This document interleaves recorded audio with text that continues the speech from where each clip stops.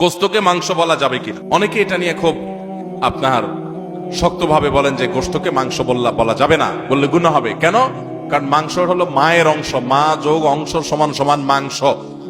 হিন্দুরা গরুকে মায়ের অংশ মনে করে, সেজন্য তারা তাকে মা বলে।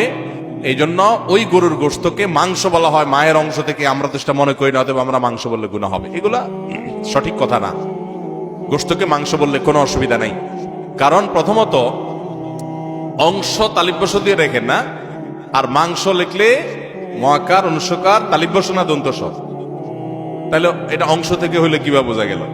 আর দ্বিতীয় কথা হলো, মায়ের অংশ তো হিন্দুরা গরুকে মনে করে, ছাগলকে তো মায়ের অংশ মনে করে না, মুরগির তো আর মনে করে না। তো আমরা তো ছাগলের মাংস বলি, মুরগির মাংস বলি।